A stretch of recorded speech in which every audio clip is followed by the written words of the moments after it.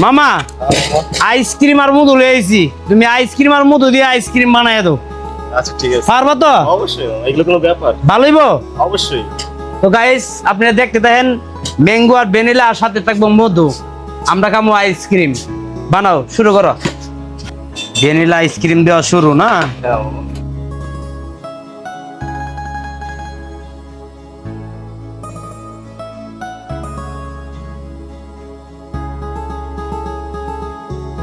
তোমার আইসক্রিম দেওয়া শেষ? তাহলে কি মধু ঢেলে দিব? এই যে মধু দিয়ে দিলাম। আরে মধু রে,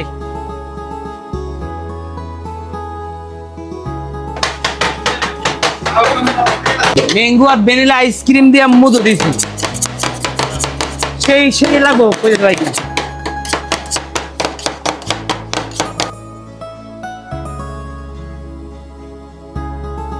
মামা কতক্ষণ লাগবো তোমার বানাইতে? 5 মিনিট লাগে। মধু দেওয়া হয়েছে তো, রোল হতে একটু সময় লাগে। মধু দিলে একটু রোল হইতে সমস্যা।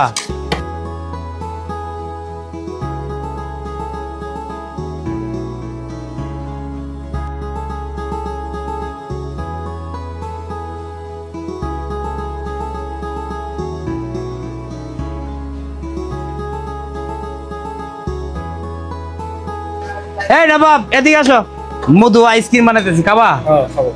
নবাব আমাদের মার্কেটের সামনে ব্যবসা করে, ওই গেলি ভিডিও করার সময় ডাক দিতাম, আজকে সামনে পড়ে গেছে, তাহলে আইসক্রিম খাওয়াই।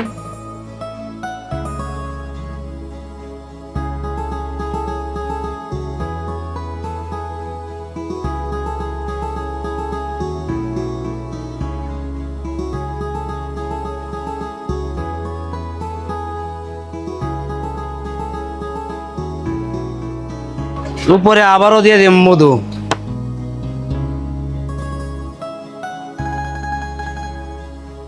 হয়ে গেল আমাদের ম্যাঙ্গো ভ্যানিলা মধু আইসক্রিম। দেখছেন কত সুন্দর হয়েছে। তো মধুর আইসক্রিমও খাইতে পারবেন আমাদের মার্কেটে আসলে, নাকি? যারা চিনেন আমাদের মার্কেটে আসলে যদি মধুর আইসক্রিম খাওয়ার মনে চা, বাইকটার কাছে আইলেই বানাই দিব। এখন আমরা খাই, রিভিউ তো অবশ্যই দিমু, কাস্টমার আইতে কইবেন, অবশ্যই রিভিউ দিমু। মধুর আইসক্রিম পরে রাখ দিছি খালি, দেখ কতজন আইছে। আচ্ছা তোমাদের কাছে কেমন লাগতেছে আইসক্রিমটা? ভালো না? আচ্ছা ভালো, অবশ্যই ভালো না ভাই, চলে ভাই। ধন্যবাদ জানাতে এই থিওরিটা দেওয়ার জন্য। থিওরি দিয়েছে আমার ক্যামেরাম্যান যে ভাই মধুর একটা আইসক্রিম বানাও খাই। এই দোকানটা আমি নড়লে ধন্যবাদ। মধুর আইসক্রিমটা দ্রুত খাই দিব, আমি যেটা বুঝলাম না, নলে গলে যাবো, নাহলে গলে যাইব, কারণ মধু বরফ হইব না, কোনোদিনই বরফ না। যাই হোক, আপনারা যদি মধুর আইসক্রিম খান তাহলে আমাদের মার্কেটে আমার দোকানের পাশের দোকানে আসবেন। আর ভালো থাকবেন, সুস্থ থাকবেন, প্রতিবারের মতন আমার ভিডিওটা শেয়ার করবেন। আসসালামু আলাইকুম।